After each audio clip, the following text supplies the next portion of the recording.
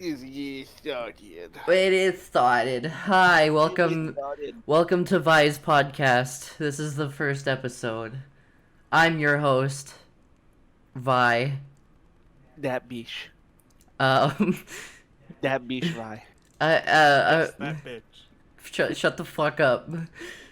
Hi, I'm Vi. I'm a VTuber and a retro gamer, kind of, not really anymore. And I play video games on Twitch sometimes, not a lot. And we're doing this weird podcast thing, I guess.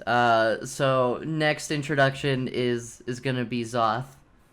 Hey there. I am Zoth. Person. I don't do nothing. He's a bitch. Yes. Yes. Don't go try following me on any socials because you will be disappointed. The only thing he posts is porn. I don't even post Well- porn. I just retweet porn. Well, if you like fanboy porn, you will not be disappointed. I mean, I also barely use it, so fuck off. And and we also have Soph. I'm only joined by 2 of my 3 co-hosts today. The other couldn't make it in today. Lovely Lee. Soph, you want to intro yourself? Hello, I am Sophia. I am from Canada, and I am a bit of a Transformers nerd. Canada. She's our token Canadian. Yes, the only Canadian in our group. Yes. Just like Lee is our Unless- token Brit. Unless And I can how- manage to move down to the States Ow. Yeah. That is fair. Maybe one day. one day. Anyway, the first question you guys might have in your big dumb heads is why the fuck would we even start a podcast? There's like a million different podcasts. And I don't know. How do we answer that question, guys? It's just a thing to do. I mean, you tell me. This is your podcast. Well, I mean, okay, to be fair, there's not really that many like VTuber podcasts. The only one I'm familiar with is Melody's podcast, but she mostly uses it to like talk with porn artists and stuff. Yeah, the lewd cast. Yeah, well, I thought that kind of like ended, but I saw a tweet where she was talking about doing another episode of Lewdcast with the creator of Faku. So I'm sure there was like a big hiatus kind of deal with it. maybe, well, because I remember it being like the podcast between her, Silverveil, and Iron Mouse, but I guess now it's just like she solo hosts it or whatever. But I don't know. And then I've got a lot of weird opinions, so I figured I figured what a better way to state those opinions other than to start a podcast. Uh-huh. Exactly. I have a lot of strong opinions. I wouldn't say strong opinions, but they're just like they're opinions. They are opinions. They are indeed opinions, Ow! Yeah. and they shall be stated here on this podcast. Yes, for the entire world to listen in. To, Yeah. on, from, however. Fucking just stream it into your brain, like with Liquid. A Liquid podcast. A liquid podcast. Yes. It's like the Liquid album from Metalocalypse. I don't know what that is. Aw, it was really cool. Just like download music onto water. Somehow it fucking works. Yeah, but we're a bunch of weirdos, and we figured why not start a podcast and review things and whatnot. And this first episode is kind of just an introductory podcast. It really does look like the Pixel thing is talking. Yeah. I'll move it up and down. Yeah. Well, I wasn't looking at it. I wasn't looking. I wasn't looking. Do it again. Anyway, I think the first thing we're gonna do is a Pokemon Smash or Pass, and this is where it's just gonna start. So it's gonna be introductions, and now they're here. Now they're like, what the fuck did we miss? And I'm gonna be honest with you, you did not miss anything. It wasn't any fun. We tried a thing. It didn't work. We tried to do the Pokemon Smash or Pass, and we just kept saying pass over and over and over and over and over again. Well, to be fair, the first gen for Smash or Pass is so fucking boring Well, unless you're a fucking deviant. I think the thing I liked about Markiplier's Smash or Pass is that he didn't explain. Yeah. But here we are over-explaining why we would not bang each Pokemon. That's fair.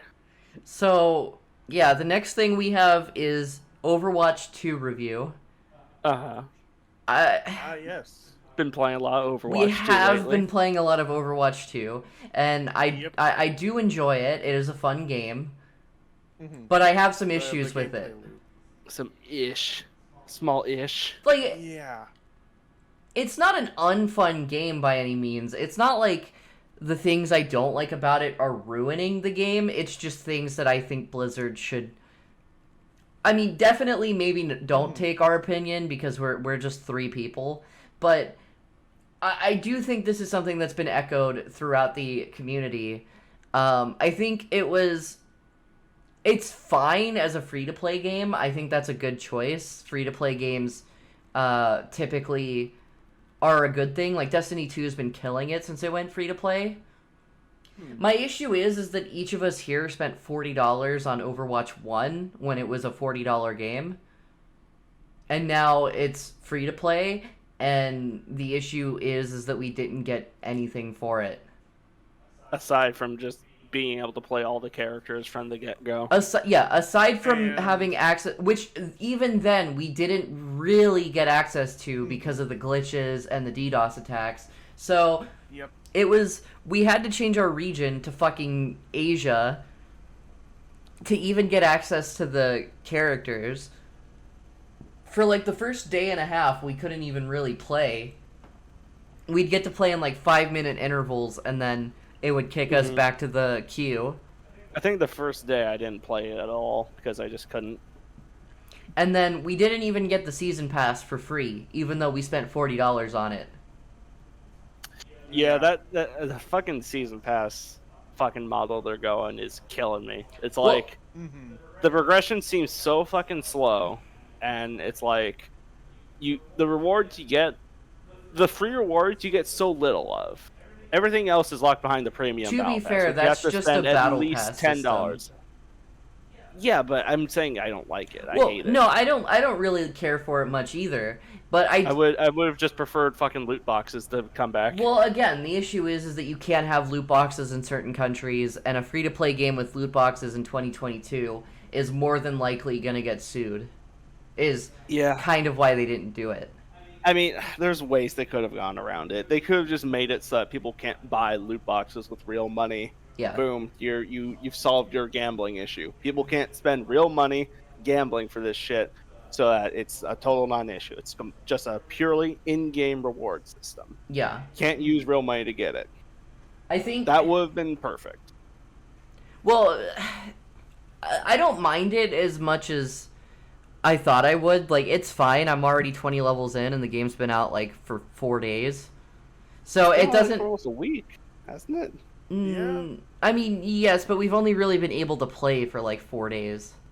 Because... Yeah, and then I had some of the issues with, for whatever reason, was NVIDIA Broadcast. If it was running alongside the game, it would crash my PC. Yeah. I think... what I'm getting at is, like, it's not as grindy as other battle passes, but I'm not super into the battle pass system. I think it's a not great system. Yeah, I'd say, like, increase some of the XP and make a few more, like, a bit more of the rewards for free, and then it's actually okay.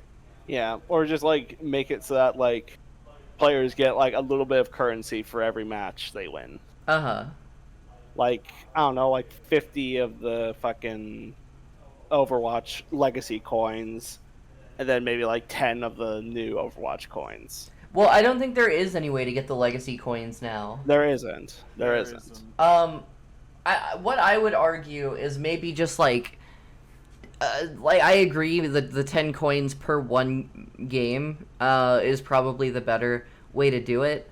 But like, because if you remember, when we played Halo Infinite, the battle pass in that, you couldn't progress unless you did the challenge because you didn't get XP from just playing.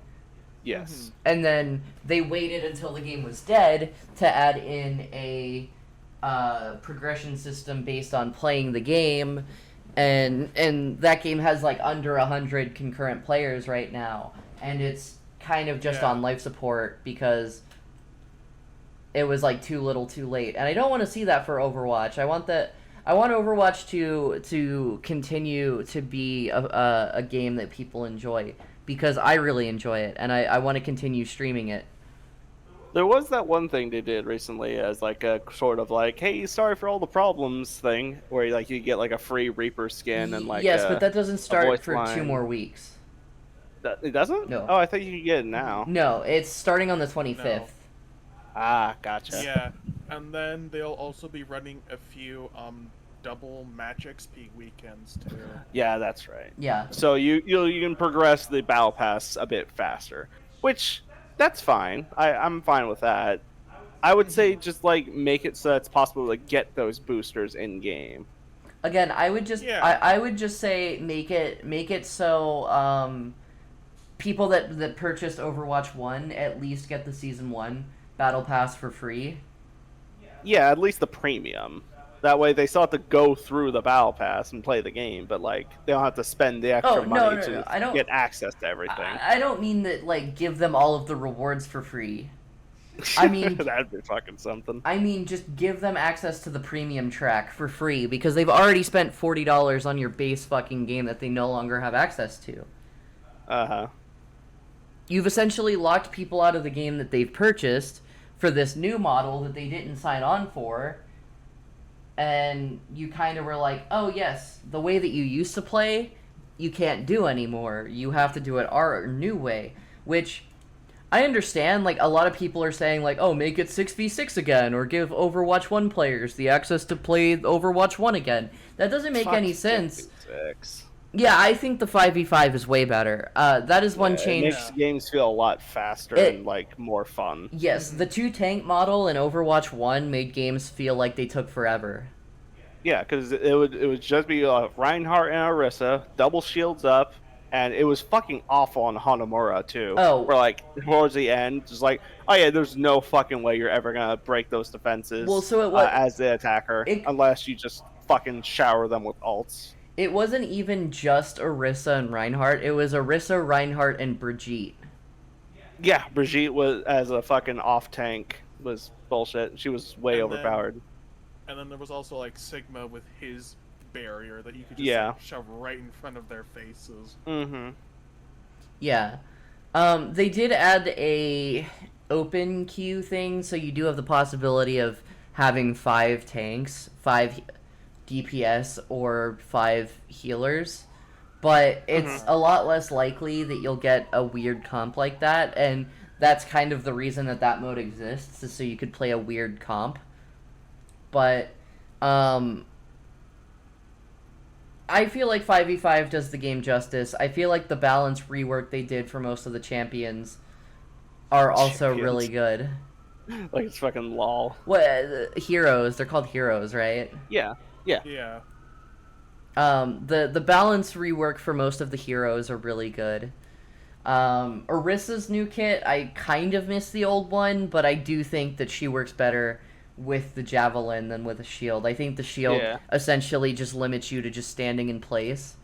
Well, it makes it so players of her need to be more aggressive instead of just turtling behind her shield every couple seconds. Yeah. Well, because I like the way that they're essentially making tanks as like the, yes, your job is to mitigate, but your job is also to do large amounts of damage and then leave. It's not like DPS where you're continuously in the battle. Tanks, because like Soph got mad at me the other day for like leaving a fight, but Hammond's whole thing is go in, do your drop, and leave. And I felt really bad, but I was essentially playing the character how the character is meant to be played. It was just that the character didn't fit the comp, and that's why I like switched pretty instantly after that. But that's how it be sometimes. Yeah. Yeah. And I feel like a lot of players right now are still kind of in that transitionary phase where they don't really know how to play the characters like balance changes very well, because I've noticed a lot of people are super unhappy with Sombra in one way or another. But in my time of playing new Sombra, I think her role fits her just fine. Because she's a disruptor. She's not supposed to really be high on the damage right now. And you can do a lot of damage with Sombra. Like, I have hacked a Sigma and killed him in a single clip. Oh yeah, she's total tank buster. Yeah, she can be, like, if, but the issue is that a lot of people don't realize that she is a disruptor, so even though you can output high amounts of damage, they don't end up doing that because they're not using her disruption tools. The way I tend to play Sombra is kind of disruption, and I feel like I'm going on a tangent when this is just, like, an overall review. That's fine, it works.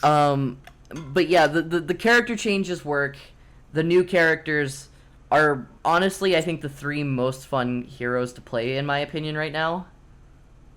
Because Sojourn, I really like that she's just a better soldier. I haven't had a chance to play her yet. Well, so I would say she's not a better soldier, she's just a better kitted soldier. Because I don't like playing against Soldier, and I don't like playing as Soldier. Well, he's very basic. He is very basic, and his whole purpose is to get the Call of Duty kiddies into playing Overwatch. But my issue with him just is the fact that he gets an aimbot. And it's very unfun to play against or as, in my opinion. It's not like Sojourn, where her whole thing is like, now you can use your railgun, the fun part of the kit, a lot quicker. And in rapid succession. Soldier just fucking gets an aimbot, and he doesn't have to aim because his character model does it for you. And that's what I don't like about Soldier, never really have, but he's like, in my opinion, one of the only heroes that has, like, remained untouched. Yeah, he's pretty much exactly the same as he was pre-Overwatch 2. Outside of maybe some, like, number tweaking. Yeah. Well, they also changed exactly how his ult works. He can get headshots now with his ult.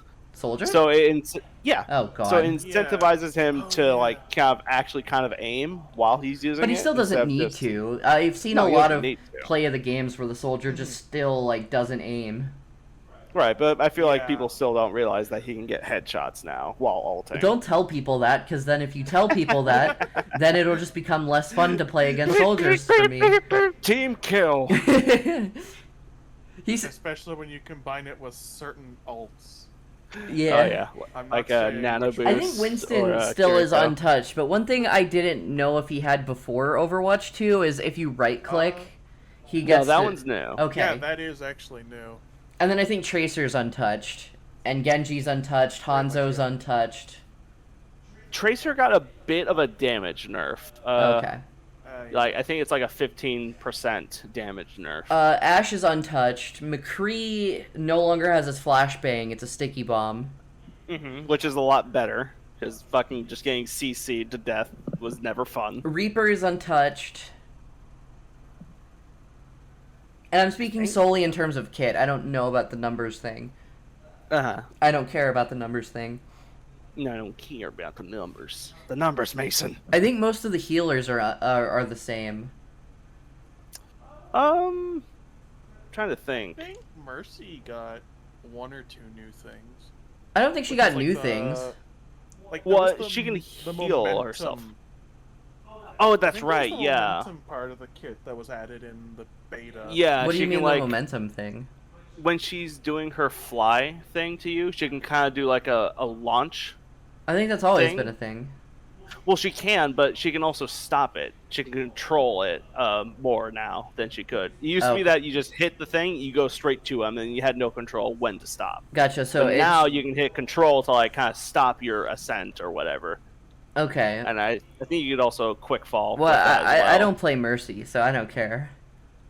I want to say Brigitte also had some work done. I don't think she can really stun.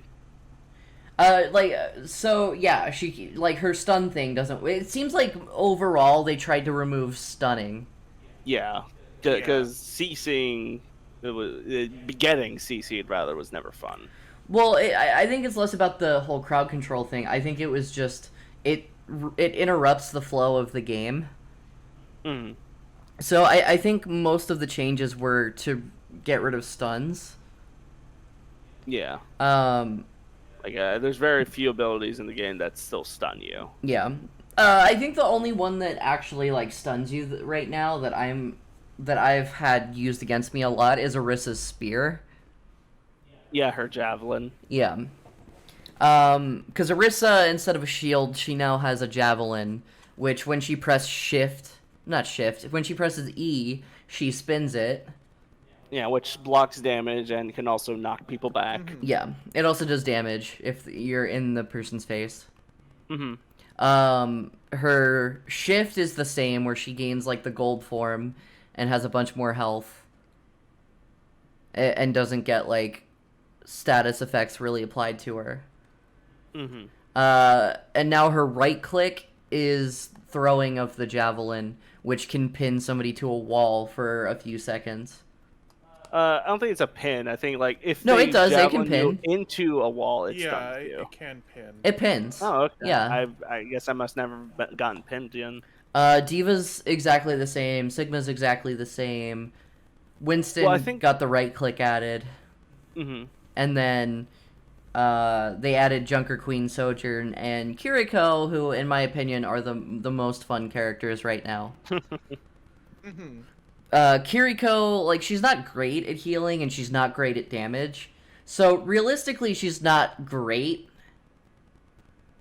But she's fun. Because she plays like Genji mixed with Moira, almost. At least healing-wise, it's like she's got okay healing, but then when you throw in like the protection Suzu, that's where it actually starts to become. She's actually got decent utility combined with her ult, the Kitsune Rush, which is actually just really good utility. Mm-hmm. Yeah. Since the Suzu will actually cleanse any and all negative effects for anybody it hits, for any allies it hits. Mm-hmm. Which makes it actually a complete direct counter to Junker Queen's entire kit and her ult. Yeah.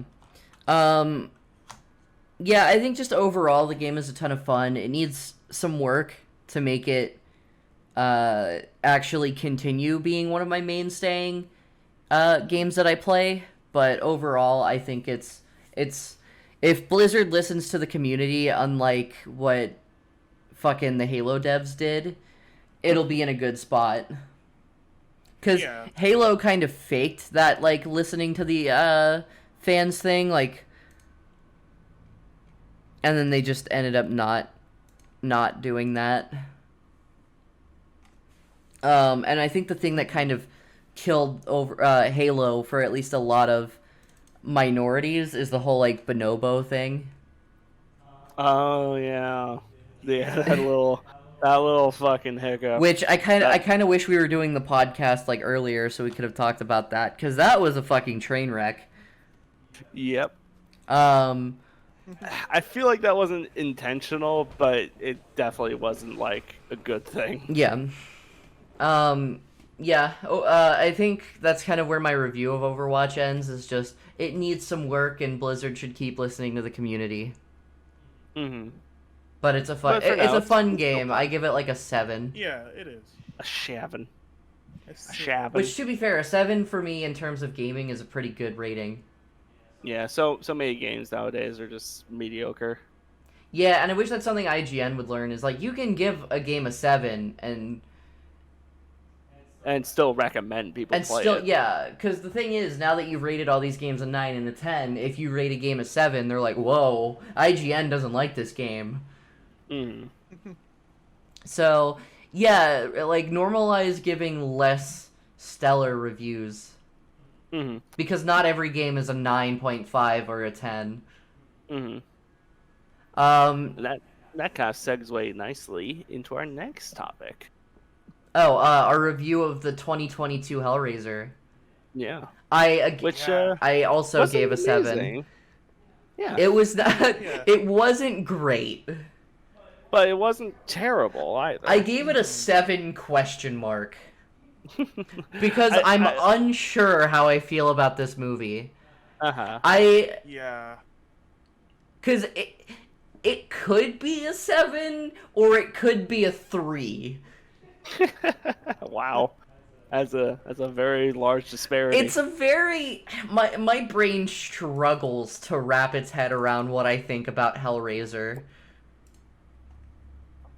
From like, okay, let's kind of just break down what we think of the movie then. Okay, I'll go first. I think the main character is insufferable. I think that's the point. Yeah. I like... What's the actress's name for the new Pinhead? No idea. I forgot. Let me look it up. I really like the new Pinhead.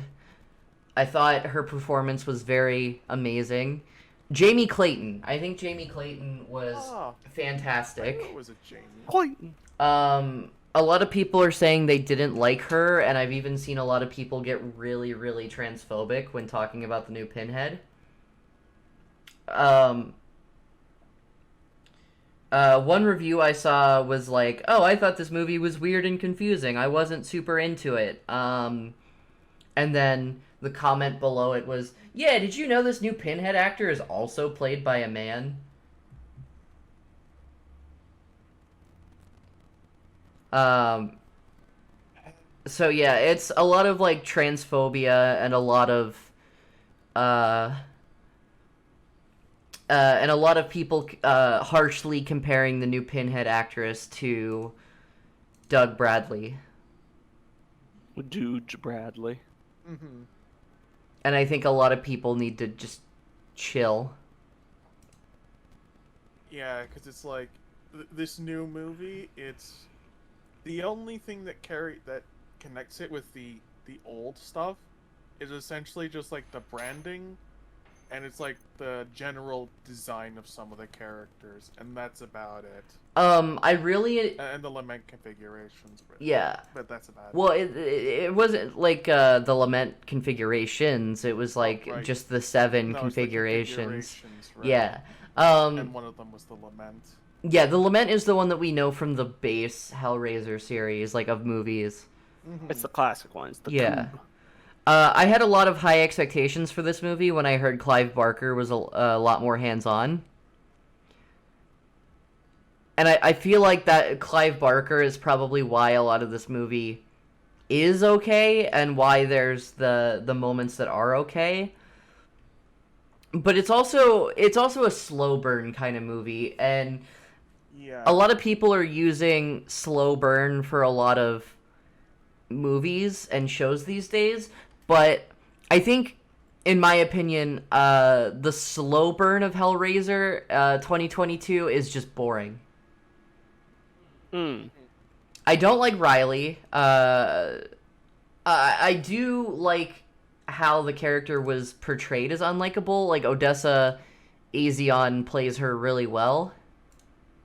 And it is a very good performer, and does the performance very well. I just did not care much for the character. And again, I think that's the point. I think the point is that this character is unlikable and gets the people around her into danger. Because even the supporting characters don't seem to like her. In terms of horror movies in 2022, not my favorite. I will say the effects of the movie were very nice. Oh, I think a lot of them were practical as well. Which is very cool. A lot of them were practical. It's got a point where I think some of us actually did have to look away because it was. A lot of the practical effects I did have to look away. They were very good. They were realistic. Yeah, like a little too realistic. They were too real, yeah. But not in like not like in a bad sense. Just like it made us squeamish. It did. It made me very... Because one thing about me is I love horror movies, but I absolutely hate gore and blood. It makes me so nauseous and so squeamish that a lot of this movie, I think I was just kind of like looking at my second monitor, watching it through my periphery. The makeup is very good. That was very loud. Thankfully, the podcast does not hear that. I said I didn't hear it. Okay. Anything. Well, you have it muted, I'm pretty sure. Yeah. So, yeah, a lot of the effects are really good. A lot of the makeup on the Cenobites is really good.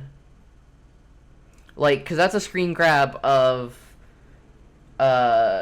Jamie Clayton. Pinhead. Yeah, as Pinhead, and the makeup from Pinhead. And it is really good. Like, I do miss the black clothes. I do as well, but I kind of as well. Like, I do as well. That's an iconic look, but I do like that the Cenobites aren't so much like leather fetishists. I think the whole like leather fetishy thing was a bit like because it was taboo in the 80s and 90s. But now it's just kind of normal, like kinky stuff has leather. And the point of the Cenobites is taboo. So I think seeing a lot more of their wounds does this movie, like, justice. The chat... Plus it's also being done by, like, a new director, and it's going through it for a slightly new visual direction. Yeah. The box in this movie looked so good. Mm-hmm. And the... It really did. Solely from a visual standpoint, this movie is amazing. Mm-hmm. The plot is just where it's very weak. Yeah. Yeah. Because again, the Cenobites look amazing. The Chatterer is so creepy.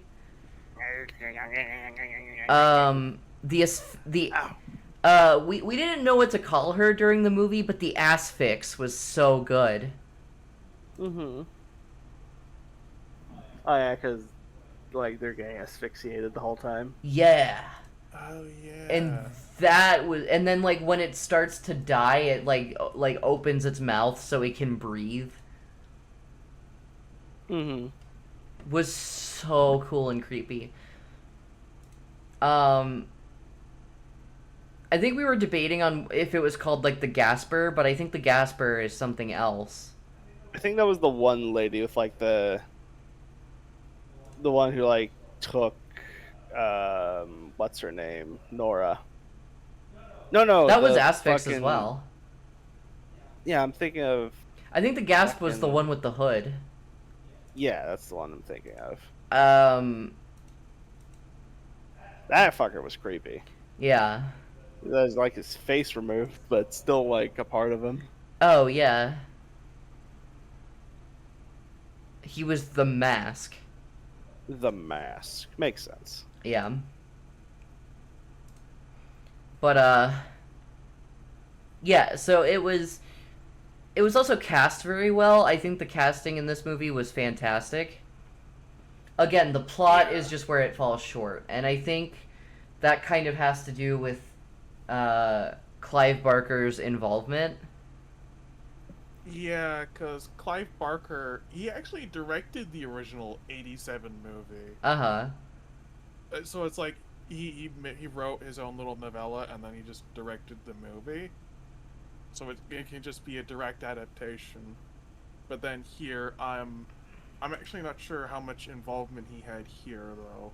Yeah, I don't know how much involvement he had. I know he had some, and I know because they were like, oh yes, he's got involvement, that somebody was like, oh, it's going to be a direct adaptation. Where, realistically, the original Hellraiser is a direct adaptation of the Hellbound Heart. With one or two caveats. Tall Tale Heart? The Hellbound Heart. Tall Tale Fart. Shut up, Zoth. God damn it. So, okay, the synopsis of the storyline is a take on Clive Barker's 1987 horror classic where a young woman struggling with addiction comes into possession of an ancient puzzle box, unaware that its purpose is to summon the Cenobites, a group of sadistic supernatural beings from another dimension.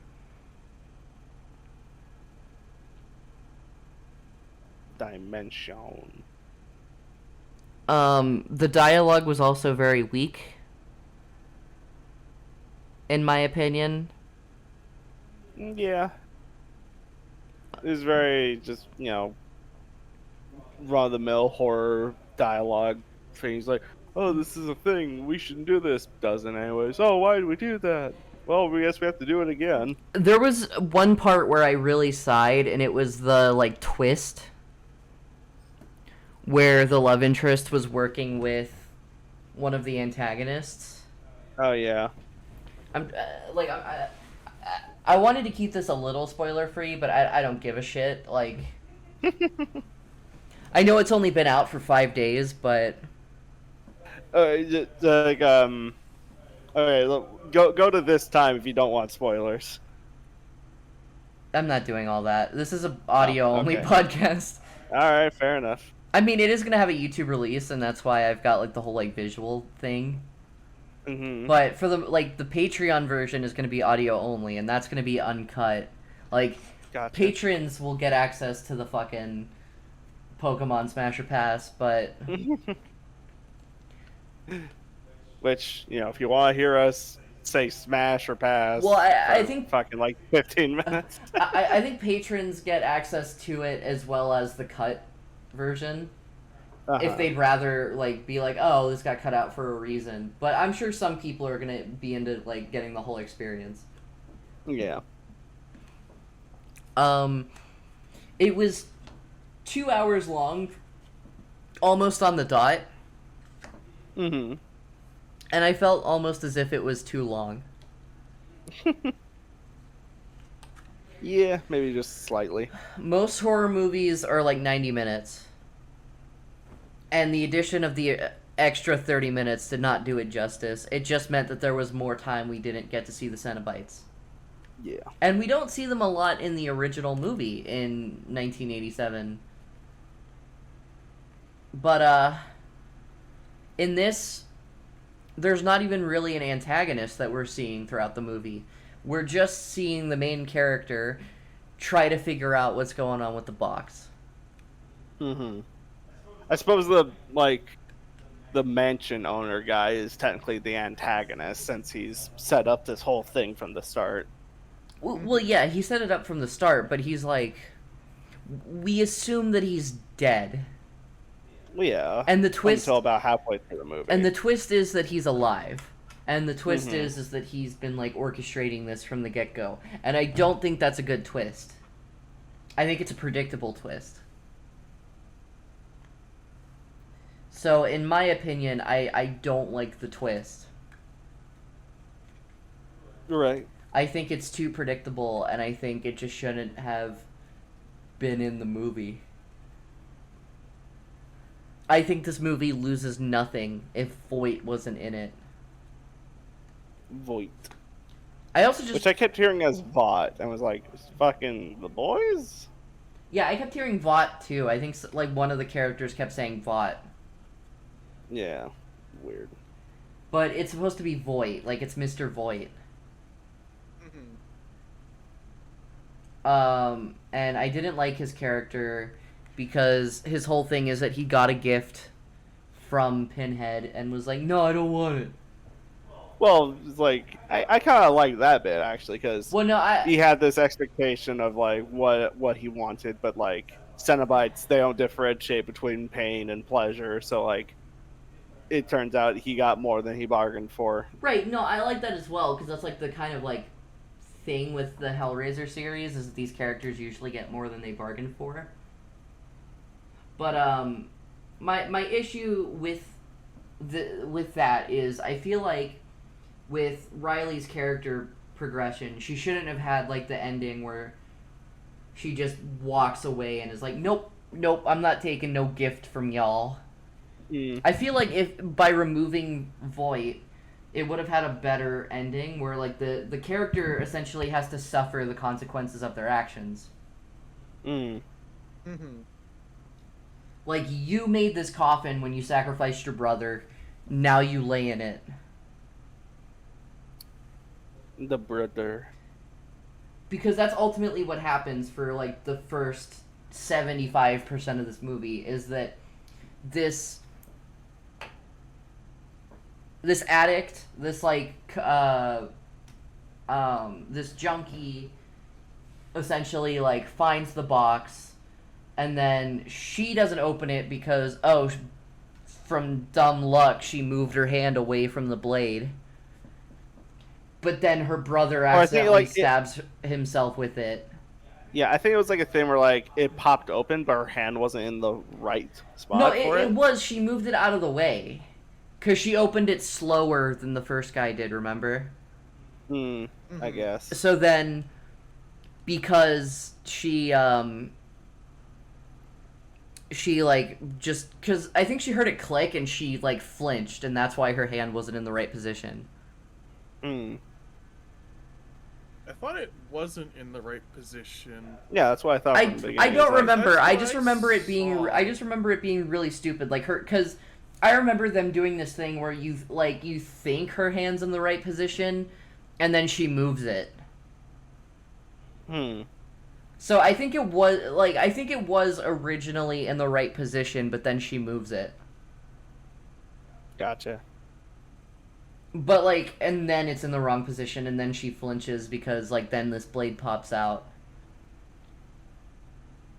And then her brother like picks up the cube and stabs his hand with it. Yeah, which is really fucking dumb. I mean, it wasn't the best, but I don't think it was necessarily dumb. I feel like he picked up the box. Obviously, he didn't see the blade, so then he stabs himself with the blade. But what I'm getting at is the entire plot of this movie, at least for the first 75% of the movie, is that Riley essentially is like so curious about the box that she's inadvertently sacrificing her friends to the Cenobites. To the box, because when the box stabs you, you are claimed by it. Yeah, like you're marked for the Cenobites to come and take. Yeah, and then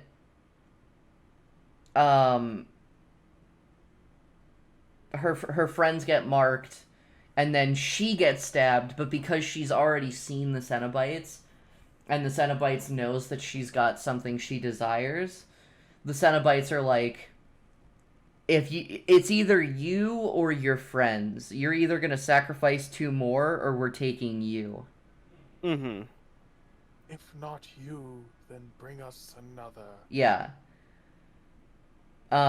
Because she's already like she has this scene where she pleads with the Cenobites, and then because she's got this desire, it feels like she's starting to become twisted by it, like how the box essentially just does natively to anybody who picks it up.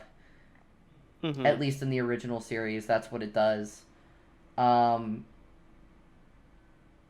then she's having this chase scene, and you think she's gonna stab the guy that like is the quote unquote love interest, and then she stabs the Chatterer instead, because they have this like, in my opinion, this dumb thing where now they've invaded Earth and they're less of a ominous presence looming over, and they just go straight up horror villain. Yeah, it was a little strange how like they chose to go to the physical reality rather than just stay in their own like hell dimension. Well, yes, I feel like it would have been. I feel like they should have just stayed the course, and Riley eventually would have stabbed her two friends. I felt like that's what the movie was building up, and then probably some corporate thing was like some corporate like producer was like, no, what if we make her the good guy? Because it feels like they really ramp it up, like almost roller coaster style, to have this huge fucking drop where she is so enthralled by the box and what Pinhead is offering her that she would sacrifice her friends. Right. And then it's just like taken away last minute to make Voight the antagonist. So yeah, I would have liked it if she just kind of went full tilt and just started like, yeah, I'm gonna sacrifice you, I'll get my brother back. Yeah, well, because she was like hell bent on getting the her brother back, and then Yeah. she just 180s and is like, no, I understand. I have to deal with the consequences of my actions. But my issue is that I feel like had um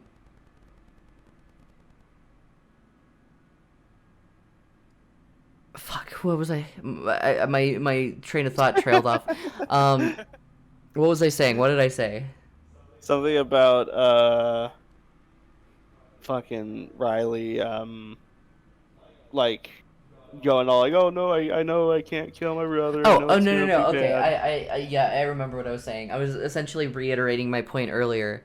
Um, the consequences of her actions felt like they should have been the Cenobites were the consequences of her actions, not, oh, I gotta go live now. And I have to go deal with the guilt. Yeah, I have to deal with Boo-hoo. the guilt while all of my friends and family are Cenobites now. Yeah. Or just dead. Well, no, because if you die to the Cenobites, they turn you into another Cenobite. That's the I mean, it's deal. the old deal, but I think the way it implied it in this movie, rather, was that, like, you only become a Cenobite if you choose the one option. Like power. It was. No, no, no, no, no, no. The power thing didn't turn him into like, um, it did turn him into a Cenobite, and I think they're setting him up to be like the Doctor from the second movie. Mm-hmm. But I don't think choosing power is the only thing that turns you into a Cenobite. Right. I think they just didn't get to explore the whole like becoming of a Cenobite after they kill you thing. Maybe. So I think we might see that in the sequel if it ever happens. Mm-hmm. Yeah. Because I really wanted to like this movie. I went in just like, I like this movie. And then I didn't like the movie. Yeah. Like, I did, but I didn't, you know? Right. Yeah. I had seen one review which is like, oh yeah, it's a pretty decent movie. Like say a 7 or 7.5. And then it's just kind of, I mean, it's okay. It's a decent watch, but not like good. Or, well, great. Mm-hmm. Yeah, it's good, not great.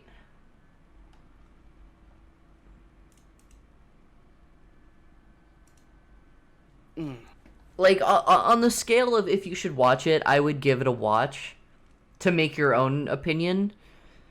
But don't go in with the thought that you're gonna really like it like I did, because I really, really like the first Hellraiser movie. The 1987 one.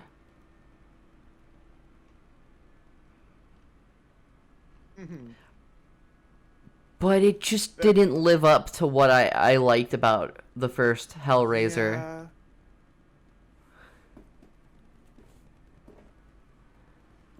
Like, Hellraiser and Hellbound Hellraiser 2 were really good.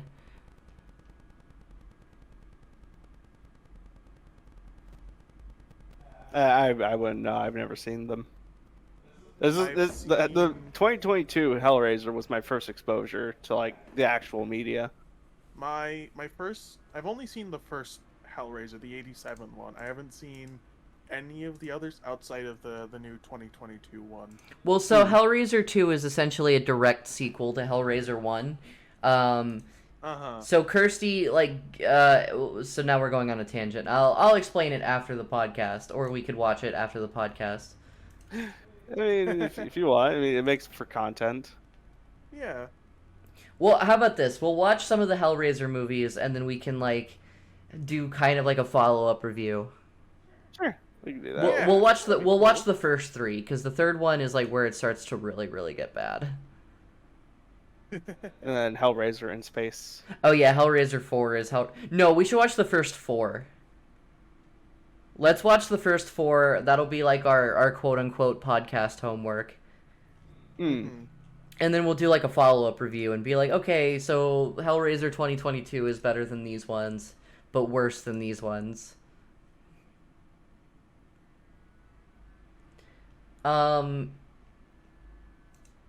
I think we're probably gonna end up like having extra time after we get through all of our segments. So I could have some other segments like written up really quick. It's not that difficult. They would mostly just end up being more reviews, I think.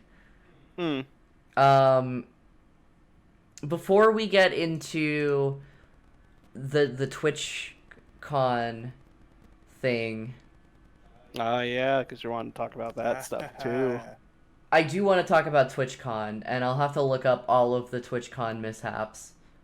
But before we do that, I want to rewatch the Mario trailer, and we can give our opinions on the Mario trailer. Like the Mario. Well, so we can give our live thing. If anybody wants to like watch the trailer along with the podcast, I'll let you guys know when we're starting.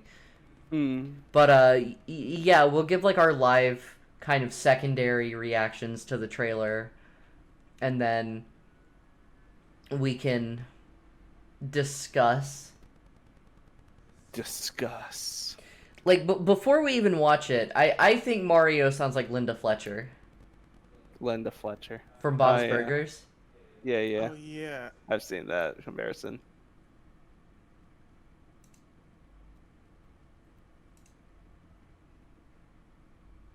There's a meme where it's just they pitched it up slightly, so it's just Linda Fletcher.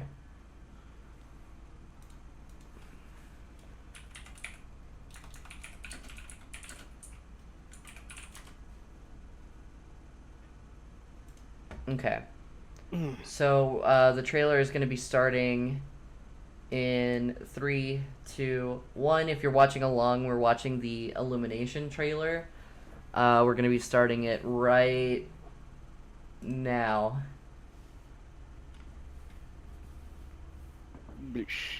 Lava. I mean, the one thing I will say, like just from the get-go, is that the graphics are good. They're really good. The visuals are amazing. Shut up. Yeah, I will say, fucking all Illumination movies look really good, even though I hate the movies themselves. Oh yeah. I like the name for this little Magic Koopa, or the voice for this little Magic Koopa. Yeah, Kamek sounds good. Yeah. Kamek, I think his name is Kamek. Kamiko. Jack Black as Bowser was unsurprisingly good. It was unsurprisingly good. Yeah. Yeah. Oh, were you expecting it to be good? Yes. Oh, okay. It's Jack Black. I mean, yeah, it is Jack Black. He does put in a lot of effort. The Penguin King reminds me of Pablo from the Backyardigans. Oh my god. Yeah, everybody's been doing that. The meme. Oh, look at the glow up. Oh my god. No. Like, I don't know. I just think Jack Black as Bowser is so good. It just works. I think Bowser is gonna have to essentially be the main, like, most of the movie, in my opinion, for it to be any good. Like, Chris Pratt as Mario is just the worst thing ever. Yeah. And it's like solely just because it's like his voice is kind of meh. Yeah. Like, it really just makes me upset that it didn't just get Charles Martinet to come back and fucking Keegan-Michael Key Toad. It doesn't sound like Keegan-Michael Key at all. No, he sounds like Toad. I guess that's the point. But Toad is supposed to be almost incomprehensible. But I'm gonna go back a few seconds. Listen to when he says "Mushroom Kingdom, here I come." He sounds like Linda. Listen. Yeah, really does. It just sounds like Linda Fletcher, and I don't think Charlie Day as Luigi is gonna be any better. Or Anya Taylor-Joy as Princess Peach. But I guess we'll see. I have to hear that I guess one. we'll see another trailer. I think we're gonna see this movie because again, I've got the Alamo season pass, which we need to use more. Yeah. Has it expired? Oh, I renewed it. It's only like $20. Oh, okay. We have the season pass to the cinema. I mean, it's nationwide, but it's a cinema chain here in Texas called Alamo Draft House. And I mean, it's in like New York and shit too, so it's like me saying that isn't gonna like dox me at all. They have them pretty much like across the nation, just in larger cities. Yeah, I mean, it's not like we live right next to the fucking place either. Well, no. But yeah, so I like, we need to watch more movies because then we could give them like ratings. But yeah, so I feel like I feel like the movie's gonna be just okay. Yeah, it's gonna be like the Pokemon movie. The Detective Pikachu? Yeah, that's what I meant. Yeah. They'll like be okay. There are several Pokemon movies, and you need to okay, fair enough. One. The one done by Illumination. I like Detective. No, it wasn't done by Illumination. It was made by Illumination. Oh, was it? Wasn't it? It was live action. Yeah. Well, I know, but it also had CG in it. Yeah, but it wasn't Illumination. Illumination's gotcha. an animation studio. Yeah. Okay. No, but like, yeah, I think it's gonna be essentially another Detective Pikachu, where it's just all right, but Ryan Reynolds isn't Pikachu. And Chris Pratt just isn't Mario. Yeah, they should have just got Charles Martinet. They really should have, and Tara Strong. I guess that's another thing we'll talk about. Tara Strong made tweets talking about how it didn't, how voice act. Let me pull up the tweets. Hang on. Tara Strong.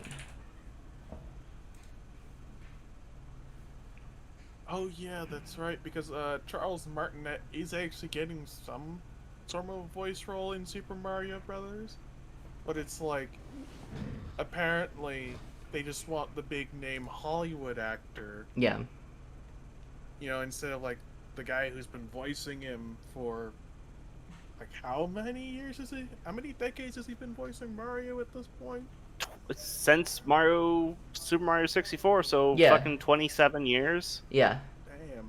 And it's like, and it's not like he's like new here. You know, all you really need to do is just give him a little more direction on, or leeway, and sort of say, Yeah, I mean, "Here's it's where we not want even the that. voice He's to not. go." Like just mold your Mario voice to something that would actually fit the setting. So. And I'm pretty sure he can actually do that because he's a professional voice actor. Yeah, and even before that, he did traditional acting. Like he was in theater. So he did a few films and Okay. and TV shows.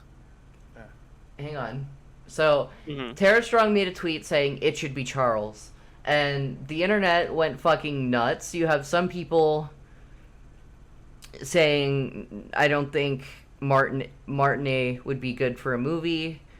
Some people are saying it's disastrous to listen to Charles Martinet for 90 minutes.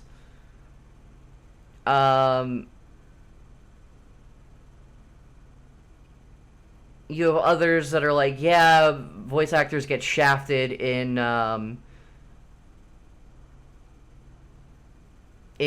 Hollywood movies. You have some people saying, like, does his voice sell tickets? Yeah, because that's kind of how Hollywood sort of looks at it. It's like, you need the big names in order to get the butts in the seats. Yeah. And then I mean, it's like you already have your big name actor, and his name is Jack Black. Yeah. And you could have still had Charlie Day as fucking Luigi if you really wanted. Because Charles Martinet also voices Luigi. Yeah. And Wario. But yeah, so you have basically 3 different takes, and to kind of address those, I would say you don't need a big name actor to sell a fucking Mario movie. People are gonna go watch a Mario movie regardless. It's fucking Mario. Mm-hmm. Just like you don't need fucking Ben Schwartz to play Sonic. Granted, Ben Schwartz is a good Sonic. People would just go see it because, ooh, Sonic! Yeah. Yeah. Like, the whole voice power thing doesn't, like, the whole, like, ticket selling thing doesn't really work as an argument, in my opinion. Like, maybe some people really care about that, but... Sorry. Yeah, because there's actually a good example of this, where it's like the voice power and the star power doesn't exactly sell the tickets. It's more so just the brand, and it's actually the Michael Bay Transformers movies. Interestingly enough, because there aren't really any big name actors that were in it at the time, from like 2007. None of the people in there outside of I forget his name. Shia LaBeouf? No, not even Shia LaBeouf. He wasn't even really that big of a name. Are you talking about, like, the military dude? Yeah, Agent Simmons, Sector 7. I forget the actor's name. Well, I think they had a lot of... the biggest name. They had a lot of B-list... Outside of Hugo Weaving, actually. Yeah. They had a lot of, like... But it's like... Sorry.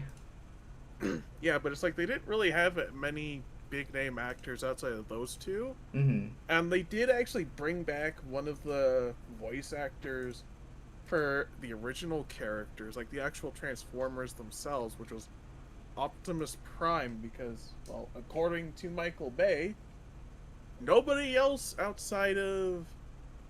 Oh my god, I can't believe I'm blanking on his name. Outside of the original voice actor, could actually voice Optimus Prime from, like, the original 80s cartoon. Mm-hmm. Roger Craig Smith? No, that's a different I don't think we need to linger on... But, fair. Yeah. But... It's like... Point being, it's like... You have an example of, using the original voice actor there. You can kind of do the same thing here. Yeah. No, I definitely agree. Like, if anything, it's proven that sticking with the, unique... not unique, but the original voice does do good things, because the original voice will, the original voice does have that kind of, like, recognition, you know? Yeah. I don't know when my Fugi changed to, like, my profile picture there for a second. That was strange. But yeah, I would argue that the whole, like, ticket power thing doesn't work. The other point being, like, oh, Charles Martinet can't even really do his Mario voice for sentences. I think there have been clips where he does. Yeah. Yeah. And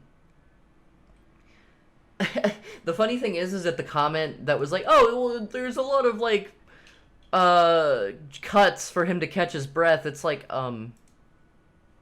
yes, they're not doing the fucking audio live. He will do he will read his sentence as Mario, and he essentially does that for, I believe, every scene. It could be different. It could be you do a different take for every different line. I'm not too sure. I do want to get into voice acting at some point, and hopefully I will learn more about the voice acting realm. But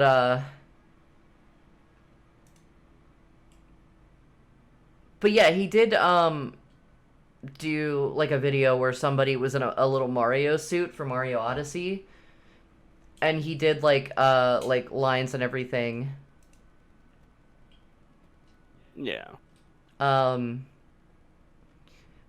like, the funny thing is that, like, the person posting this, their name on Twitter literally is about, like, a Steven Universe, alternate universe. A head So, cannoner. yeah, they're like a head cannoner. So they're like, well, Chris Pratt isn't my head cannon, but nobody else, like Charles Martinet, not my head cannon Mario voice. And so then they come up with, like, weird reasonings as to how it can't work, you know? Yeah, even though it's like Charles Martinet also does more voice acting than just Mario. Yeah. Like, he apparently did like Parthenax in fucking Yeah. Skyrim. Mm-hmm. Yeah. He's done So so it's many like- fucking. He has so Yeah. much range. Yeah. Yeah. I feel. It's kind of like what voice actors do. You know, he can modify the voice. Yeah. Mhm. He's got the talent for it. Well, it's like if you know, in anime, it's like, oh shit, fucking Matt Mercer voices this character, but not every Matt Mercer character sounds the same. It's just the way he like inflects and everything is, you know, you can distinct his voice acting work, but it doesn't all Yeah. sound the same.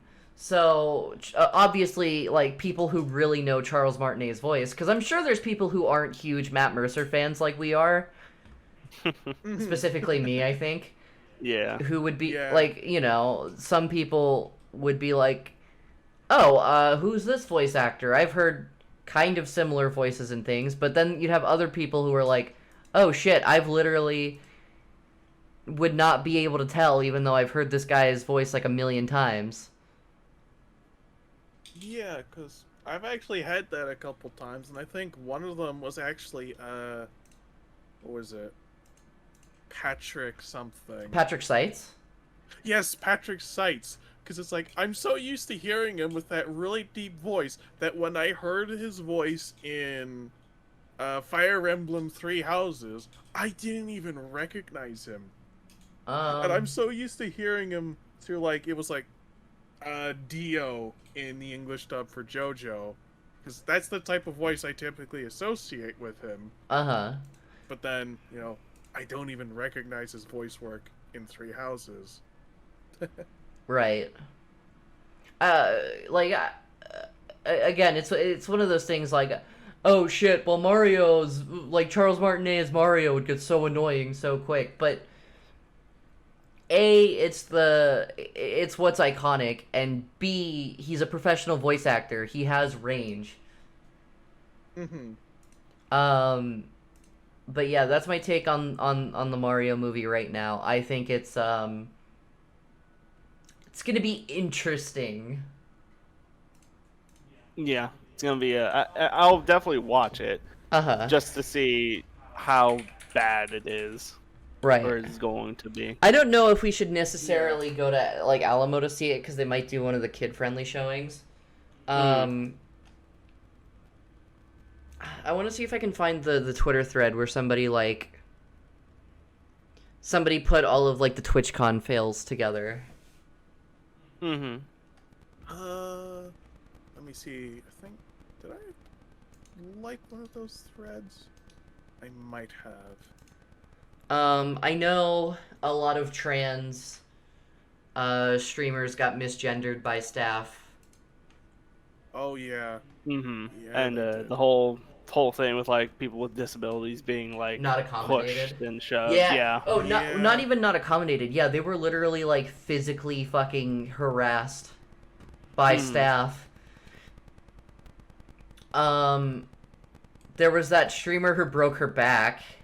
Yeah, her broke her back in two Yeah. places because the ball pit there, or foam pit, was just not made properly. Yeah. Yeah, and then she actually had a bit of an update on that today. Yeah. Oh. Oh, I actually I actually forgot to save the tweet.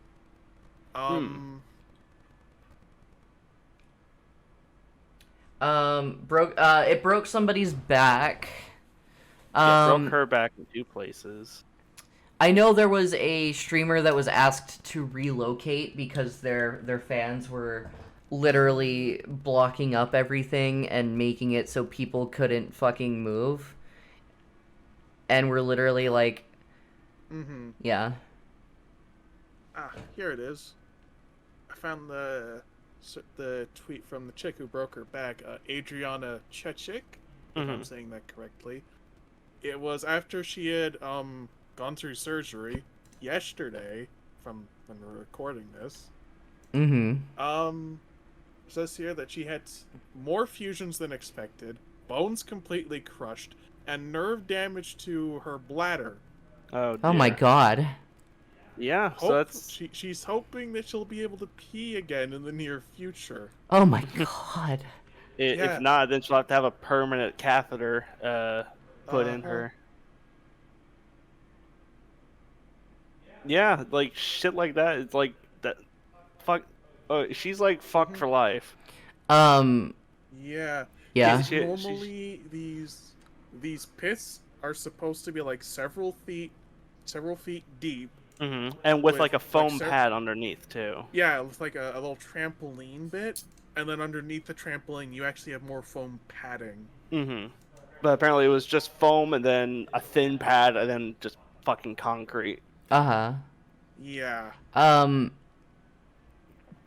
I know there... Because you'll see people later, you could see people standing in the pit, like they're standing on the floor and the foam only goes up to like just below their knees. Yeah.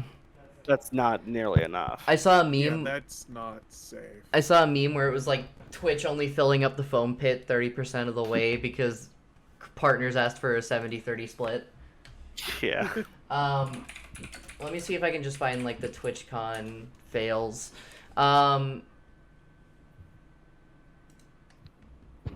A security guard described TwitchCon attendees as verbally abusive. A security guard who worked at the most recent TwitchCon shares disturbing allegations about attendees' behavior. Twitch's latest TwitchCon made it the news quite a lot recently, but not all of it was I don't think most of it was positive. No, I don't think so either.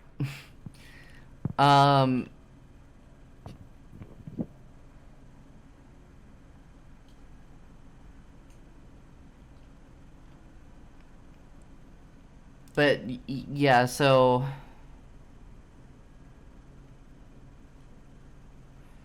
I guess just go to live stream fails. Yeah, I'm sure there's also a couple threads on Twitter you could find. I tried to look for that. I couldn't find it. Oh, interesting. I found one. I think it is the one because it's got like almost 86,000 likes. Do you want to send it to me? Sure. Okay. Okay. There you go. There we go. That's the exact thing I was looking for. Nice. You're welcome. So Ender Solis posted a thread of Oh, hold on. Your audio cut. Nope, still cut. Hello? Yeah. There you go. There we go. Okay. So Ender Solis posted a thread of everything that went wrong at TwitchCon that I've seen off my timeline because some people think it's exaggeration. A few of the things have been deleted. One was posted by a Twitter account that doesn't exist, and the other was deleted by the tweet author. I'm assuming it was either fake or yeah.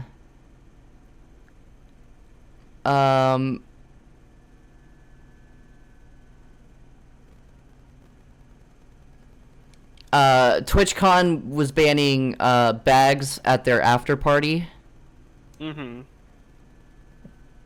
People's drinks were getting spiked. FYI, if you're coming to the party and haven't made it yet, don't bother bringing a bag. They're turning away all bags bigger than, like, a fanny pack. And if you have food or drink, they're gonna make you throw it out.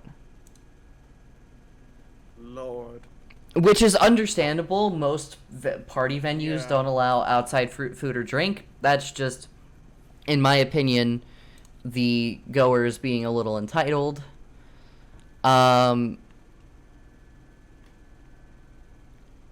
Staff was apparently telling partygoer or attendees that they could go to the meet and greet area early, and then they were kicking people out. because there were people apparently pretending to be Twitch staff. Somebody stole a YouTube or a Minecraft creator's water bottle. I mean, and tweeted it out, and I don't understand that one. I guess it's just say, no one's really paying attention at all. So it's like the potential, like, oh yeah, someone could have potentially taken that bottle, spiked it with something, then put it back with no one noticing. Yeah. There were people trying to trample people in wheelchairs to get into a panel. Security wasn't doing anything. Goers had to yell at Twitch staff to let people with wheelchairs in.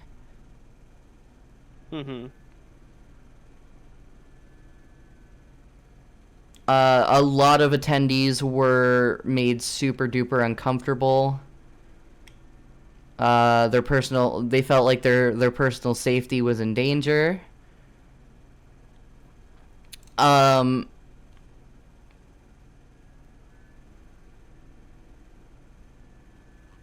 People with medical conditions had to leave lines because waiting in long lines for a long period of time made their medical conditions bad. And then but obviously, like, I'm sure they had somebody like save their place in line or whatever. But yeah, so they had their medical conditions flare up, and then the staff was very rude to them because they literally couldn't breathe, so they had to step out, came back, and the staff essentially chastised them. People in the meet and greet line had been in the line since 4 in the morning.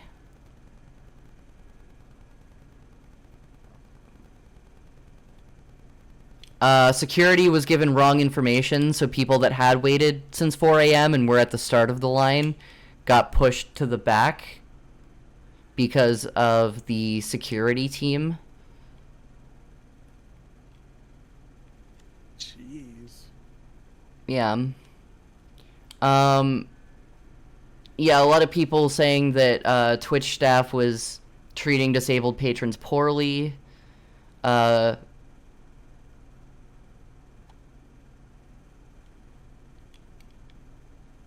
Apparently the Dream SMP panel went really poorly, and so Dream and his entire fucking cast of degenerates said that 80% of TwitchCon was there just to see them.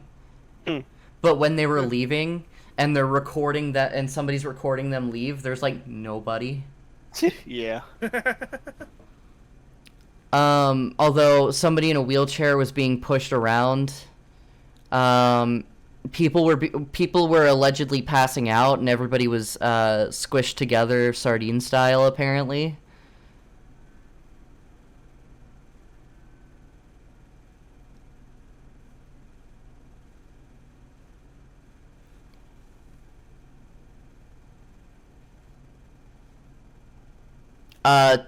Twitch staff apparently knocked a disabled person over so hard that they stumbled.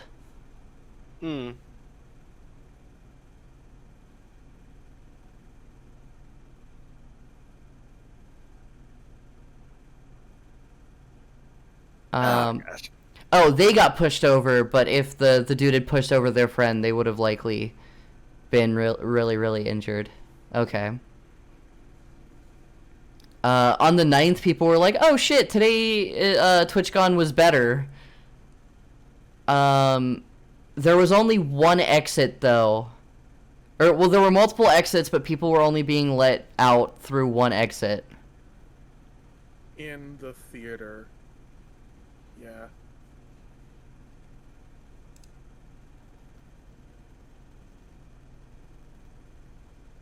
Oh yeah, Amesy and Crumbs.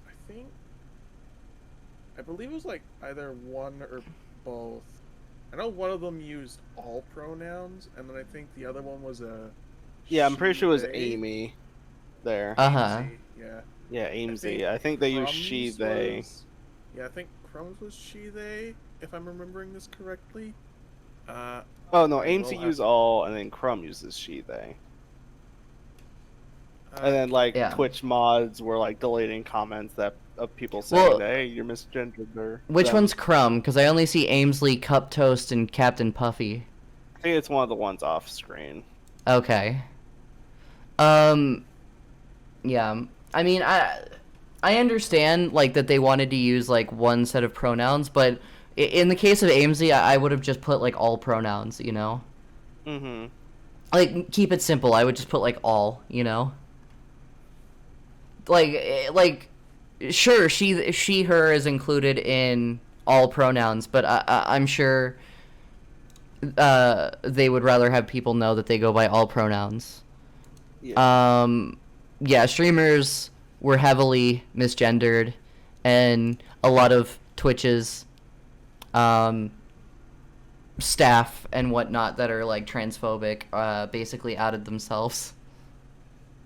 Like staff and like I guess supporters who are transphobic basically all outed themselves on social medias.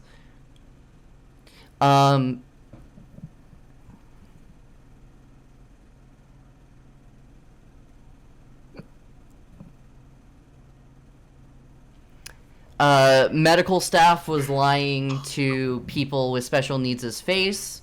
TSA apparently wouldn't let this person bring on their nebulizer, which I'm not entirely sure what it's for, but I'm sure it was something needed for some kind of medical treatment. And Twitch's medical staff told them, yeah, you'll get your nebulizer treatment. And then they showed up later in the day and staff was like, nah, you're not going to get shit. Adriana Chechik posted that they broke their back in 2 places, had to put a meter rod in it for support.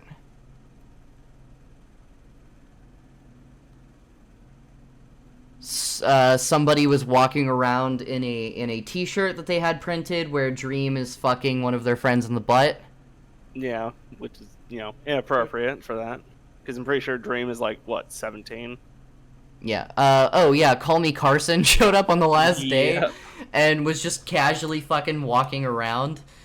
Even though he's confirmed, like... Oh, he was confirmed. It's like a mini lad showed up. Mm-hmm. Yep.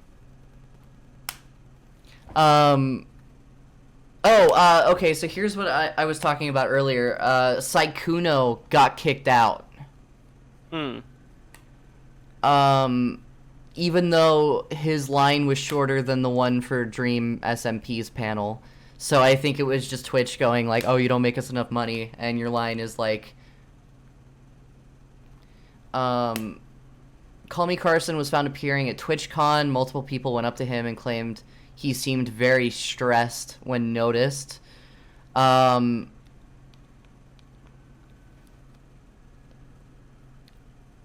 Even though he chose to show up and show his face, he supposedly got better treatment than Saikuno did.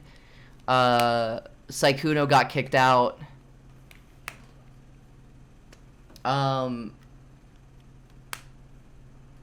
People were speculating that it was possibly due to Saikuno not being a white person. But that is very clearly just speculation, and I don't want to outright say, like, oh, this person is clearly... like, Twitch staff is clearly racist, because I don't know if that's the case. I don't think that's the case. I think it was just... the people that were showing up and seeing Call Me Carson probably were not, like, wanting to stick around Carson. I mean, who would? Yeah, literally. Fucking, it's not even speculation. He is, like, a confirmed pedophile.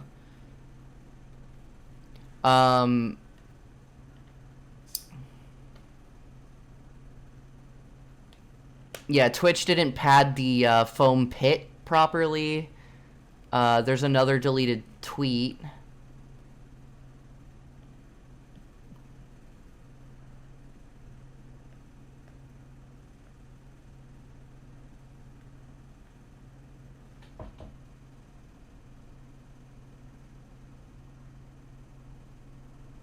Oh, another group of people being like, "Oh my god, why would you fucking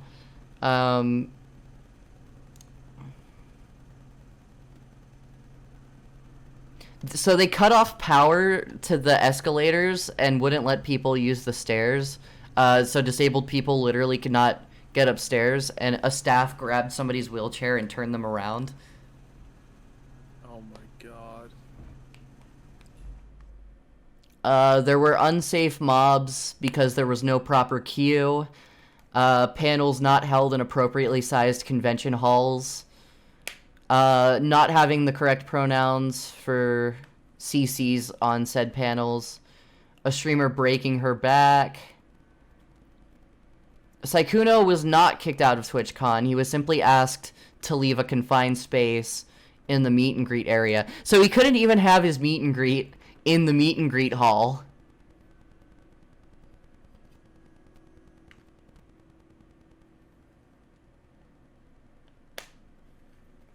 Yes, this con. So they let fans go to content creators' hotels. Yeah, that's bad. That's just asking for trouble. Apparently, Call Me Carson was invited. Ugh, Jesus.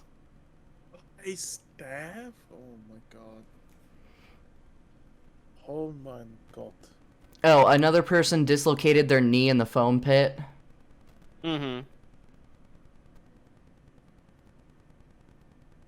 Yeah, the amount of injuries there, it's like, the Twitch and TwitchCon, they kind of deserve to be sued for that, for the amount of injuries. Just The thing is, though, I think it's foam gonna be pit hard alone. for people to sue because, like, when they enter the pit, they have to sign like a waiver thing. This person on Twitter, Lewdwife TTV, is their at, posted that they were sexually assaulted by one of Twitch's community members, which I believe is like I believe the community members is their group of like mods for chats and whatnot. Sexually assaulted her or them. What are their pronouns? She, her. Yeah, sexually assaulted her, and she posted a twit longer. I'm not gonna read it, but if you're listening to this, go and read her twit longer, and maybe show her some love. Mm-hmm. 'Cause this is fucking crazy. Like, how the fuck does this all happen? It's like DashCon or Rainforest. I would argue that this is worse than Rainforest. Yeah, probably. Just with how I'd managed say and organized it was. Rainforest actually still ends up being worse, since there was actual damages to the hotels because of those people there from the con. People were camping in front of bathrooms and hotels to bombard content creators.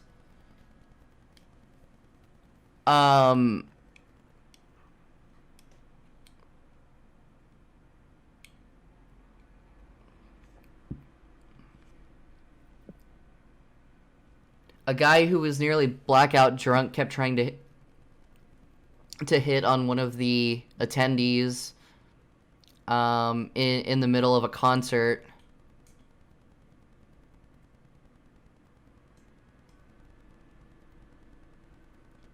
Started grinding on said attendee.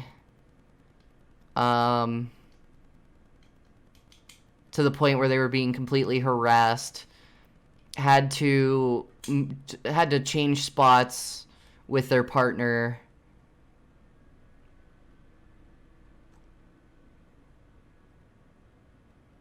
Drinks were being spiked.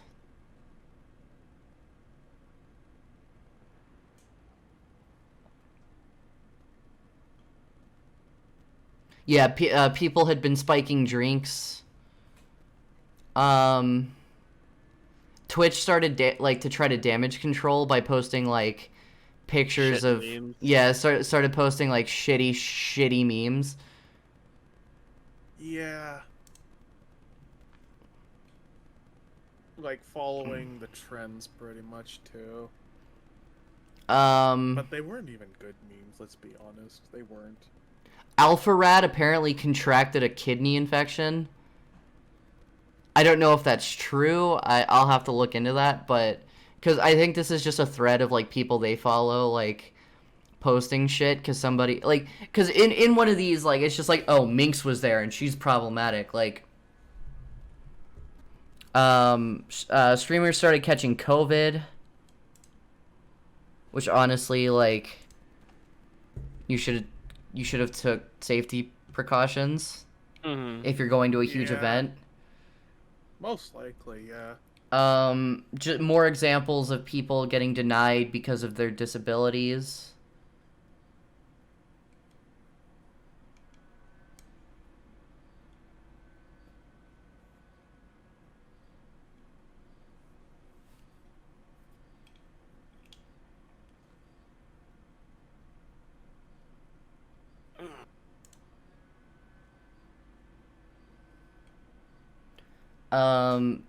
Twitch moderators were banning and deleting comments from anybody who tried to correct Aimsy's pronouns.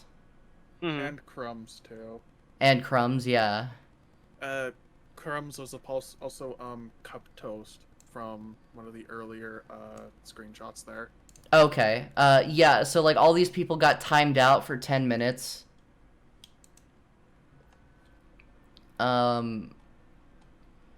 People were fainting because lines weren't organized.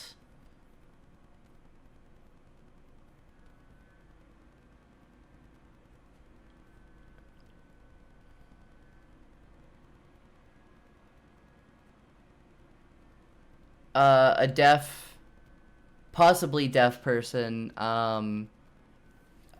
because like I'm just kind of going off of the fact that they got sign languages, like they interacted in American Sign Language. Said that somebody signed to them that they were beautiful, and then like immediately like grabbed her waist. So just numerous like counts of like possible sexual assault.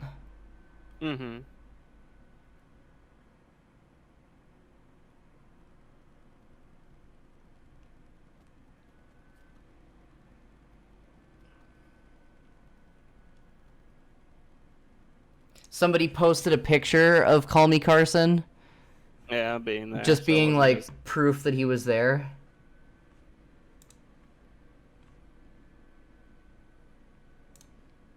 And there's more. We're on like tweet number 63, and I'm sure it's still going. It goes on forever, lordy.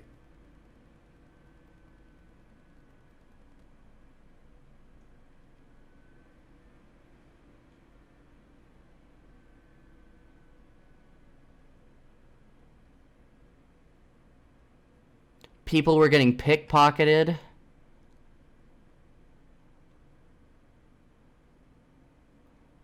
Another streamer broke something in the pit.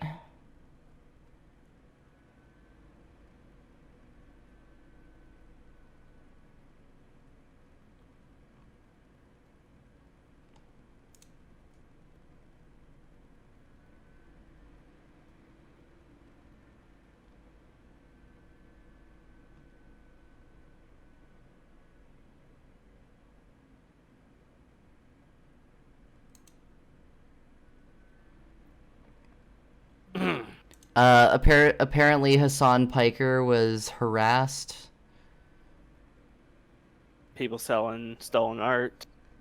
Yeah, so yeah, stolen art. Um,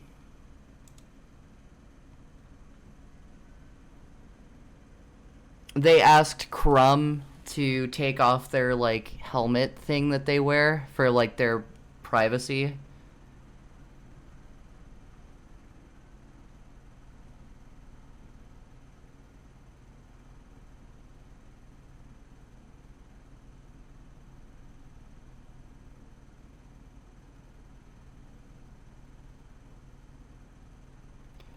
There was, like, a mother that attended who every so often would have to use the mother's room and nobody would tell them where it was. Oh yeah, then staff were using the mother's room as just a fucking break room. Yeah. Crumb tweeted, I was not able to wear my box on the third day of the TwitchCon. The first and second days went well, and on the second day I was told if I wore it again, they would take away my pass and remove them from the convention. Is it them? I think it's them, right? Yeah, I do believe that is their Twitter.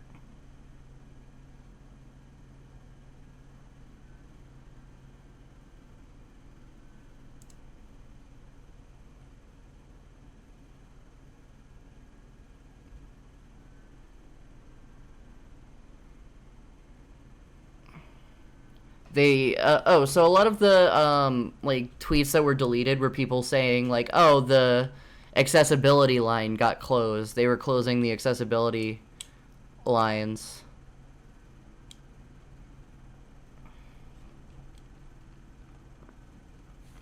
But yeah, this whole thing is fucked. I think we went like I think we've been talking about an hour just on TwitchCon. Maybe 45 minutes. Yeah, I think it's closer to like 40, 45 minutes. But yeah. Holy fucking shit, this was a shit show. Yeah. Like, it is up there now as one of the most infamous cons that have ever existed. Yeah.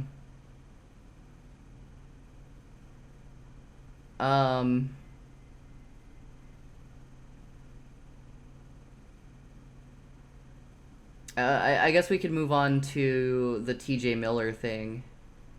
Yeah, sure. I don't really know much about it. It's just like, I know he said that he didn't want to work with Ryan Reynolds again because apparently, he was mistreated while the filming was taking place. But I mean, I'm disinclined to believe TJ Miller about really anything. Right. Well, so I looked it up now, and apparently TJ Miller's claiming they made up. How about that? I know, so convenient. Yeah, tried to make a stink over it, and when no one believed him, was like, "Oh no, it's fine. We're cool now." So Entertainment Weekly made a post. Deadpool actor TJ Miller says he'll never work with Ryan Reynolds again. "Quote unquote, it's weird that he hates me."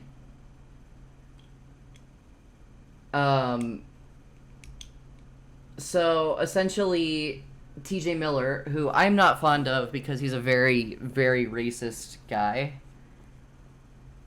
Just an overall, like, piece of shit, you know?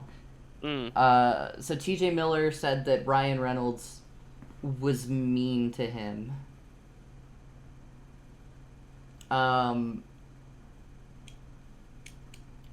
Said that he thought that his former co-star hates him, and recalled a time when Reynolds allegedly requested another take to belittle TJ Miller in front of the cast. TJ Miller said he was horrifically mean to me, but to me, as if I'm Weasel. He was like, you know what's great about you, Weasel? You're not the star, but you do just enough exposition that it's funny, and then we can leave and get back to the real movie. Miller said the jab took him by surprise. I just kind of listened and thought it was weird. But then I got off stage because they were like, cut, he said, adding that the crew seemed uncomfortable after the scene too.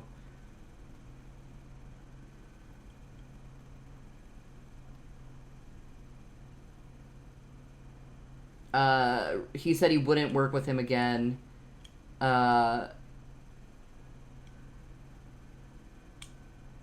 I wish him well because he's great at being Deadpool, but I think it's weird that he hates me.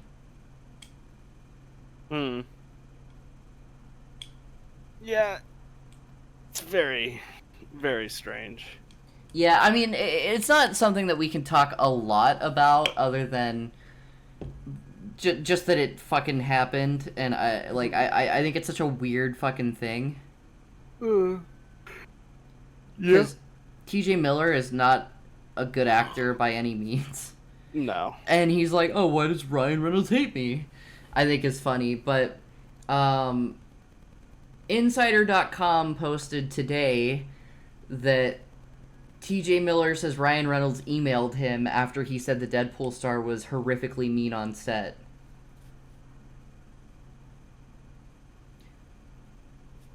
He claims Ryan Reynolds emailed him. They hashed it out pretty quickly. Yeah, it's almost as if, he should have just had a conversation with Ryan Reynolds before going to the fucking press and I know, right? trying to give a bunch of bad press to Ryan Reynolds. Seems like a dick move. Yeah. No, I think it was just because he doesn't do anything that he had to be like, Ryan Reynolds hates me. Am I in the news again? Yeah. But yeah, Cannot so be relevant. he did an interview on Sirius XM where it was titled TJ Miller makes up with Ryan Reynolds, and then there was a 2-minute clip where TJ Miller says that he's heard from Ryan Reynolds via email.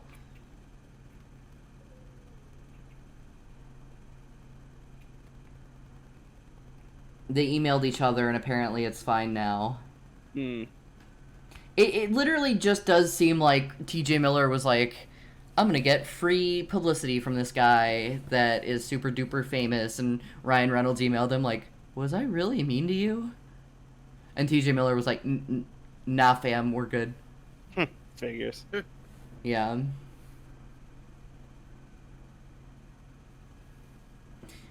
He also claims that he gave a lot of compliments to Ryan Reynolds in that interview that he called Ryan mean. Yeah, maybe it was like a thing where like it was out of context. Later on in the post, he's like Ryan Reynolds emailed him and was like, "Hey, I heard you were upset about me being mean to you," and TJ Miller literally just said, "I'm not." Yeah, fucking Christ, dude. Lord. It's like, make up your mind. Or at least be honest. Yeah. And then he also did not get asked to return for Deadpool 3. Works for me. At least we getting Hugh Jackman as Yeah. Wolverine. Well, because TJ Miller's also been removed from How to Train Your Dragon because he sexually assaulted somebody. I forget what character he even played. I don't remember. I actually had to... I was actually double checking his roles. He played one of the twins. Oh. Played the guy twin. Yeah. We still have like an hour that we need to like fill, unless you guys just want to end it there. I think it's a good length. Like we've been going for like what, 3 hours? 2 hours. 2 hours. That's fine for like a little introductory one. Uh-huh. Yeah, it is. Because like I can't think of anything else to talk about right now. Yeah, me neither. I mean, this week has been like super uneventful with things other than TwitchCon and TwitchCon, Hellraiser, and Overwatch coming out. Yeah. And then obviously talking about why we would even want to start a podcast in the first place. Yeah. Yeah. Yeah, but I think that was solid. Yeah. Okay, well, I want to make a version of like Soph's Fugi where it's like transparent, so you just don't have the box around it. Oh yeah, it's super easy to do. For like the YouTube version of the podcast. I think I might be able to give at least one of the PNGs I have. Mm-hmm. It But, is like of the art that Buns did too. Well, you should just be able to send me like your profile picture, and I should be able to just Photoshop the background out. Is what I'm saying. Okay. But yeah, I mean, if anybody ever has suggestions for things we could talk about, feel free to put them in the comments. I think. Oh, one more thing about the TwitchCon thing. My friend. My friend got mugged on the last day. Yeah. Oh dear. Oh yeah, I know the one. Isabella Electrum. Yeah. Got mugged. Like right outside the con too. Like what was it? Not even like 50 feet, or what was it? Not even like 100 or 200 feet away from the con too. Uh-huh.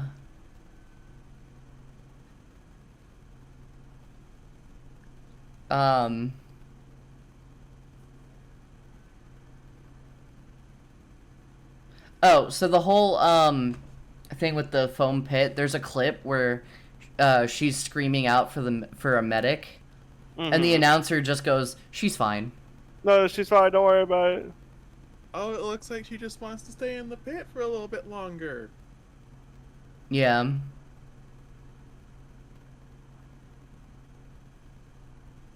But yeah, I can't find the tweet where Isabella talks about getting mugged, but that was another thing that happened at TwitchCon. Yeah, it's possible she deleted it, I guess. Yeah, I mean, it is possible, but she also tweets like a million times a day. It's a little hard to keep up with. I love her. Yeah. She's great. I love her, but holy shit, she tweets a lot.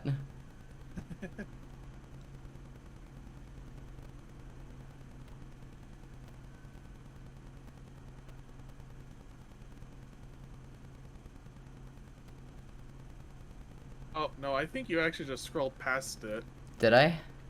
Yeah, hold on. I'll just send you a link, because, you know, I just searched for this. Well, just as long as you're confirming that it was there. Oh, warning, be fucking careful leaving TwitchCon across from the train tracks. The guys pretending they are a band are muggers. I was just mugged $150. Be careful. I think I did just scroll past it. Yeah, October 9th. Yeah. It's hard to go through so many tweets. Yeah, because as you said, she tweets. I kind of wish there was a way to filter out like retweets. I could control F it, I think, but... Oh yeah, and then you could just like search for the exact words like TwitchCon. Or mug. Yeah.